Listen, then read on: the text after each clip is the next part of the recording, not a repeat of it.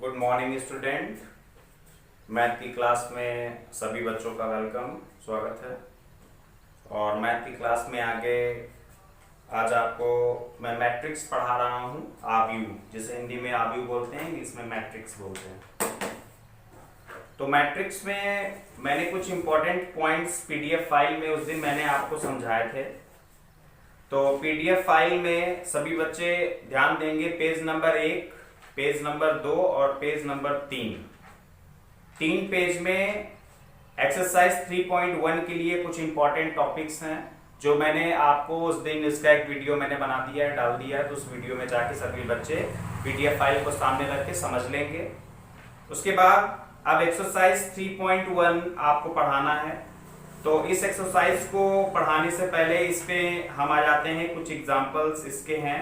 तो ये एग्जांपल्स आप देख लीजिए जल्दी जल्दी से, उसके बाद फिर मैं आगे बढ़ता हूं।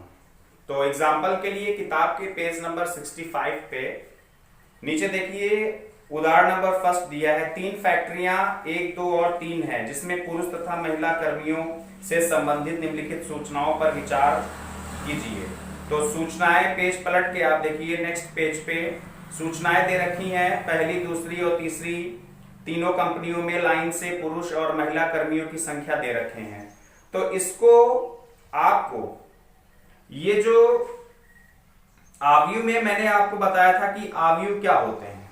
आव्यूह में ये जितने भी मान दिए होते हैं या प्रविष्टियां जो दी होती हैं, तो इन प्रविष्टियों को एक क्रमानुसार व्यवस्थित ढंग से व्यवस्थित करना, रखना ही आपका आव्यूह की श्रेणी में कहलाता है। तो इसमें आव्यूह में एग्जांपल नंबर फर्स्ट में तो कोई एक आव्यूह ये मान लेंगे और 30, 25, 25, 31, 27 और 26। तो ये इस तरीके से पहली, दूसरी और तीसरी इन तीनों कंपनियों में ये आपके पुरुष हो गए और ये आपकी महिलाएं हो गई। पुरुष और महिला पहली, दूसरी और तीसरी कंपनी में किस तरीके से हैं, तो इनको एक मैंने व्यवस्थित ढंग से रख दिया। तो इस व्यवस्थित ढंग में रखने पर हम इसको आव्यूह कहते हैं और आव्यूह की कोटि हो जाएगी R1, R2, R3, यानी 3 इंटू C1, C2, 2, 3 इंटू 2। तो ये इस कोटि का आव्यूह बन जाएगा। फिर इसके बाद इसी के आगे एग्जाम्पल नंबर 2 में आते हैं। यदि किसी आव्यूह में 8 अवयव हैं तो इनकी संभव कोटियां क्या होंगी। तो इस तरीके का एग्जांपल बहुत ही आसान है। इसको आप क्या करेंगे कि सबसे पहले 8 के हम फैक्टर बना ले। 8 के फैक्टर 2 इंटू 2 इंटू 2 हो जाएगा। तो अब इसकी कोटियां देखिए, मैं पॉसिबल कोटियां कौन कौन सी हो सकती हैं, ध्यान दीजिए। या तो 8 इंटू 1 हो सकती है, या 1 इंटू 8 की हो सकती है। फिर उसके बाद अगर इस 2 के साथ में हम देखें तो 2 दूना 4, यानी 2 गुणे 4 की कोटि हो सकती है, या 4 गुणे 2 की कोटि हो सकती है। इसके अलावा अगर हम 2 और साथ में लेंगे, तो अगर ये 2 साथ में लेते हैं तो 4 गुणे 2 या 2 गुणे 4, तो बात वही हो जाएगी। तो इस तरीके से इसकी संभव कोटियां केवल 4 हैं, 8 गुणे 1 या 1 गुणे 8 या 2 गुणे 4 या 4 गुणे 2। इसके अलावा और इसके फैक्टर संभव नहीं है। तो इस तरीके से इसकी 4 स्वतंत्र कोटियां, या स्वतंत्र कोटियां नहीं, सॉरी, 4 इस आव्यूह की 4 कोटियां हो जाएंगी ये। इसके बाद इसको आप चाहें तो ब्रैकेट में ऐसे रख के और ये आंसर लिख सकते हैं। तो दूसरा एग्जांपल भी बहुत ही आसान है। इसके बाद तीसरे एग्जांपल में आप देखेंगे, तीसरे एग्जांपल में आपको मालूम है किसी भी आव्यूह का व्यापक रूप होता है Aij और M इंटू M, मैंने बताया था उस दिन। उसके बाद यहां पर IV पंक्ति होती है और JV स्तंभ होता है। यानी ये जो अवयव होते हैं, इस अवयव में I और J क्या होता है, I जिस पंक्ति में है और J जिस स्तंभ में है। तो इन बातों का ध्यान में रखते हुए हमें आपको इस एग्जांपल में ये बताना, सबसे पहले में कोटि मालूम होनी चाहिए। 3 इंटू 2 कोटि के आव्यूह को बनाना है, के आव्यूह को बनाना है। तो इसको अगर हम, ये इसका व्यापक रूप होता है, ध्यान दीजिएगा, ये इसका व्यापक रूप होता है। और इस व्यापक रूप से अगर हमें 3 इंटू 2 कोटि का एक आव्यूह बनाना होगा तो हम इसी से बनाएंगे। कैसे, A11 3 इंटू 2 कोटि का है, यानी R1 R2 R3 तीन होंगे, C1 C2 C3 यानी R आपके 3 होंगे और C आपके 2 होंगे। तो A11 A12, फिर उसके बाद A21 A22, फिर इसी के आगे एक और आ जाएगा A31 A32। अब ये आगे क्यों नहीं बढ़ रहा? आगे इसलिए नहीं बढ़ रहा क्योंकि इसकी कोटि है 3 इंटू 2, यानी इसमें आपका C1 और C2 ही रहेंगे और ये R1 R2 और ये R3। तो 3 इंटू 2 कोटि के अवयव को हमने इस तरीके से बना लिया। अगर ये आप नहीं बना पाओगे, कोटि दे रखी होगी और व्यापक रूप से इस जिस कोटि के अवयव को लिखना होगा उसका विस्तार रूप अगर आप नहीं लिख पाएंगे तो इन सवालों को नहीं लगा पाएंगे। विस्तार रूप में लिखने के बाद फिर आगे आसान हो जाता है। आपको ये दे रखा है AIJ दे रखा है कितना, 1/2 मॉड में 3J मॉड में दे रखा है। तो आपको बारी बारी से अब यहां पर ये जो अवयव हैं इन सभी अवयवों को फाइंड आउट करना है। तो किसी भी एक अवयव को फाइंड करना, जैसे A11 के स्थान पर क्या रखा जाएगा, तो A11 यानी 1/2 ऐसे रहेगा। मॉड में I की जगह पर 1 है, -3 इंटू J की जगह पर 1 है मॉड, तो 1/2 मॉड में 1 - 3 यानी ये आ जाएगा 3 में 1 घट जाएगा -2 और मॉड लगा हुआ तो यानी 2/2 यानी ये आ जाएगा 1, यानी A11 आपका 1 आ गया। तो इस तरीके से बाकी सभी अवयव निकाल के इन्हीं के स्थान पर इसको रख देंगे तो A बराबर जो भी आएगा वो इसका 3 इंटू 2 की कोटि का अवयव हो जाएगा। लास्ट में कोटि अगर लिख देंगे तो ठीक है, नहीं भी लिखते कोई फर्क नहीं पड़ता है। तो इस तरीके से आप इस सवाल को भी लगा सकते एग्जाम्पल। फिर आ जाइए पेज नंबर, किताब में पेज नंबर 70 पे, पेज नंबर 70 पे एग्जाम्पल नंबर 4 को देखिए। एग्जाम्पल नंबर 4 में दे रखा है लेफ्ट हैंड साइड में बॉक्स में 3 इंटू 3, देखिए 3 इंटू 3 कोटि का है और is equal to right hand side में भी जो मैट्रिक्स है वो भी 3 इंटू 3 की है, इक्वल टू का निशान लगा हुआ है। तो एक चीज इसमें आपको बताई गई थी, मैंने नोट में जो उसी में आपको बताया था कि नोट में आप लिख लीजिएगा जो भी इंपॉर्टेंट पॉइंट थे।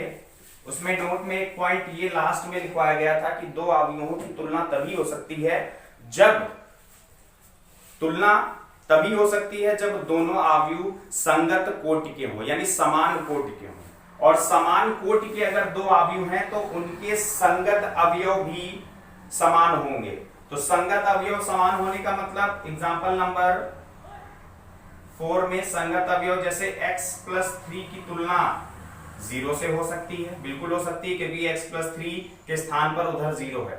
संगत अवयवों की तुलना कैसे हो सकती है, ये फिर से देख लो यहाँ पे अगर नहीं समझ में आया था कि जैसे आपका A एक अवयव है AIJ और m इंटू n कोटि का है और B आपका है BIJ है और ये भी आपका m इंटू n कोटि का है। m into n equal to होगा तभी तुलना हो सकती है।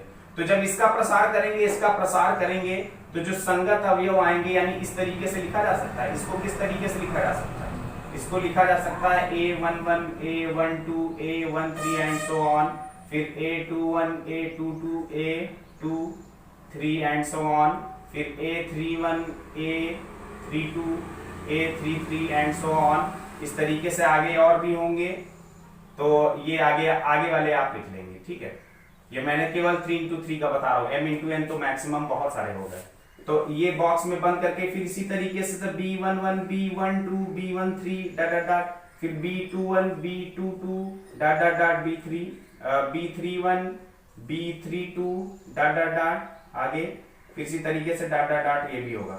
तो संगत अवयवों की तुलना की जा सकती है, यानी आप A11 को B11 के इक्विवेलेंट लिख सकते हैं, A12 को B12 के इक्विवेलेंट लिख सकते हैं। तो संगत अवयवों की आप तुलना कर सकते हैं जो जिस स्थान पर है। तो यहाँ पर x + 3 इज इक्वल टू 0 हो जाएगा, फिर z + 4 इज इक्वल टू 6 आ जाएगा, 2y - 7 is equal to 3y - 2 आ जाएगा।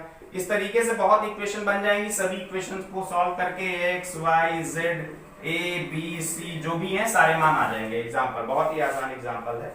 फिर एग्जाम्पल नंबर 5 आप देख लीजिए।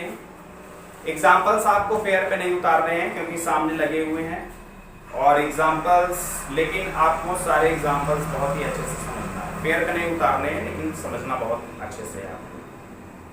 फिर 5 नंबर में वही चीज करना है, दोनों तरफ सबसे पहले जब इक्वल टू का आप निशान देखें, दो अवयवों के बीच में अगर इक्वल टू का निशान देखें तो सबसे पहले आपका दिमाग जाना चाहिए कोटि पे।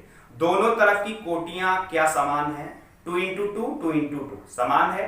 जैसे ही समान आ जाएंगी तो संगत अवयवों को की तुलना यानी संगत अवयवों को बराबर किया जा सकता है। संगत अवयवों को बराबर करके ए बी सी डी जितने भी कांस्टेंट टर्म होंगे उनकी वैल्यू आप निकाल लेंगे और आंसर आ जाएगा। ठीक है, बहुत ही आसान सवाल है ये, बहुत ही आसानी से आप लगा लेंगे। उसके बाद प्रश्नावली 3.1 में आ जाइए। प्रश्नावली 3.1 में अब एग्जांपल्स अगर आपको समझ में आ गए हैं तो ये सवाल आप लगा सकते हैं। तो पहले में ये अवयव दे रखा है तो सबसे पहले तो अवयव देख लीजिए 1 2 3 4 R1 R2 R3 यानी इसमें 3 पंक्तियां हैं और 4 स्तंभ हैं। तो सबसे पहले इसकी कोटि क्या हो जाएगी? 3 इंटू 4 3 और 4। ठीक है, अवयवों की संख्या 4 3 12 अवयव हैं और प्रत्येक अवयव ये जो अवयव दे रखे हैं पहले के तीसरे पार्ट में इनके स्थान पर कौन कौन से अवयव हैं। जैसे A13 है, A13 का मतलब R1 और तीसरे कॉलम में। तो देखा जाए तो पहले कॉलम में और तीसरे स्तंभ में 19, A13 आपका 19 होगा। यानी अगर हम इस सवाल को ऐसे समझ लीजिए कि यहां पर जैसे a इज इक्वल टू होता है, आपको मालूम है aij इज इक्वल टू, ये आपका हो गया 3 इंटू 4। तो 3 इंटू 4 का जब प्रसार करोगे तो क्या आएगा? A11 A12 A13 और A14। उसके बाद A21 A22 A23 A24। इसी तरीके से A31 A32 A33 A34। ये आपका आ गया 3 इंटू 4 का। तो प्रसार कोटि के आधार पर इस व्यापक रूप से जिस कोटि का हो उसका प्रसार कर सकते हैं। फिर इसके बाद एक ही जगह पर जो दे रखा है रखेंगे तो संगत अवयवों के स्थान पर जो भी होगा वो इक्वलेंट हो जाएगा। जैसे A13 निकालना तो देखिए उसकी जगह पर 19 है कि नहीं है। इसी तरीके से आगे आपको अगर A21 निकालना हो तो A21 के स्थान पर देखें तो 35 है। इसी तरीके से कर लेंगे, बहुत ही आसान है। फिर दूसरे में दे रखा है कि यदि किसी अवयव में 24 अवयव हैं तो इसकी संभव कोटियां क्या होंगी। इसके बाद अगर 13 अवयव हैं तो संगत कोटियां क्या होंगी, संभव कोटियां क्या होंगी। तो 24 सबसे पहले तो अवयवों की संख्या के आधार पर हम उसके फैक्टर कर लेंगे, कितने फैक्टर पॉसिबल हैं। तो जैसे 24 को हम लिख सकते हैं, अगर इसके हम 24 के फैक्टर करें तो 12 6 3 और ये, तो यानी 24 के फैक्टर हो सकते हैं 2 इंटू 2 इंटू 2 इंटू 3। तो यहां पर संभव कोटियां क्या हो जाएंगी, ये ऐसे ही देखते हैं। संभव कोटियां इसकी क्या हो सकती हैं। सबसे पहले तो 24 गुणे 1 पहली और उसके बाद दूसरी 1 गुणे 24। तो ये जो दे रखा होगा तो एक के साथ मल्टीपल करके ये तो होगी। अब इसके बाद हम फैक्टर से और देख लेते हैं इसी के आगे। फैक्टर में अगर हम 2 को रोकें बाकी को देखें तो 2 को अगर हम रोकेंगे तो यानी 2 इंटू 2 दूना 4 3 12 हो गया। और उसी के बाद इसी के आधार पर 12 गुणे 2 यानी एक निकालो तो दूसरा आ जाएगा। फिर उसके बाद अब हम क्या करते हैं कि 2 को साथ में लेते हैं, यानी अब हम इन दोनों को साथ में ले लेते हैं। तो 2 दूना यानी ये आ जाएगा 4 गुणे 2 3 6 और इसी का उल्टा 6 गुणे 4 1, तो ये हो गया। फिर उसके बाद अब हम क्या करते हैं कि 3 साथ में लेके देखते हैं। तो 2 दूना 4 4 दूना 8 गुणे बचा क्या 3 8 गुणे 3 और 3 गुणे 8। क्या इसके अलावा और कोई संभव है? जब हम इन चारों को एक साथ ले लेंगे तो 2 दूना 4 दूना 8 3 24 गुणे 1 और 1 गुणे 24, यानी इसके साथ आगे 1 तो लगा ही सकते हैं। तो वो ऑलरेडी आप लिख चुके हैं। तो यानी संभव कोटियां इसकी कितनी हो गई 1 2 3 4 5 6 7 8, 8 संभव कोटियां हो गई। तो कोटियां निकालने का तरीका आप देख लें। उसके बाद 13, 13 गुणे 1 और 1 गुणे 13, यहां पर केवल 2 ही कोटियां होंगी। क्यों? क्योंकि 13 एक अभाज्य संख्या है, 13 को काटा नहीं जा सकता। फिर तीसरा कर लेंगे, 18 है, फैक्टर बना के कर लेंगे। फिर चौथा एग्जाम्पल में लगा हुआ है, एग्जाम्पल में जो भी सवाल लगे हुए हैं। चौथा जो है एग्जाम्पल नंबर किसकी तरीके से है, अभी एक एग्जाम्पल आपको बताया गया था बिल्कुल, लेकिन उसमें मॉड था एग्जाम्पल नंबर 3, उसमें मॉड था, इसमें मॉड नहीं है तो कोई दिक्कत नहीं है। जो ब्रैकेट में है आई और जे के स्थान पर और कोटि दे दिया है, यानी 2 इंटू 2 कोटि का अवयव आपको चाहिए चौथे सवाल में। तो 2 इंटू 2 के लिए सबसे पहले तो आप व्यापक रूप से ए आई जे और 2 इंटू 2 है, m इंटू एन की जगह 2 इंटू 2 है, तो इसका पहले हम विस्तार रूप लिख लेंगे a11 a12 a21 a22। जब तक विस्तार रूप नहीं लिखोगे तब तक हमें ये पता नहीं चलेगा कि हमें कौन कौन से अवयव चाहिए। तो जब कोट के आधार पर हमने विस्तार रूप में लिख लिया तो हमें पता चल गया a11 चाहिए, a12 चाहिए, a21 चाहिए, a22 चाहिए, चारों मान निकाल के, और aij का मान दे रखा है। जहां जहां पर i है वहां पर 1, जिस आधार पर जो भी अवयव निकालना हो उसकी जगह पर i और j के मान रख के कैलकुलेट कर लेंगे। तो चौथा सवाल आसान है। उसके बाद पांचवा भी सेम वही चीज है। अब पांचवे में क्या दे रखे हैं, पांचवे सवाल में व्यापक रूप जो है ए आई जे, कोट क्या दे रखे हैं 3 इंटू 4। तो सबसे पहले आप इसका विस्तार रूप लिख लेंगे। 3 इंटू 4 का मतलब a11 a21 और a31 होगा। अब आगे 4 तक जाएगा तो a11 a12 a13 a14, इसी तरीके से a22 a23 a24, ये जाएगा a32 a33 और a34, इस तरीके से जाएगा और नीचे लिख देंगे 3 इंटू 4। अब देख लीजिए इसमें r1 r2 r3 c1 c2 c3 c4। तो 3 इंटू 4 का मैंने ये विस्तार रूप लिख लिया, या प्रसारित रूप भी बोल सकते हैं, या विस्तार रूप भी बोल सकते हैं। तो इस तरीके से सवाल नंबर 5 तक आपको लगा के लाना है और एग्जाम्पल बहुत ही अच्छे से समझ लेना है। तो नेक्स्ट आगे मैं कल बताऊंगा। Thank you.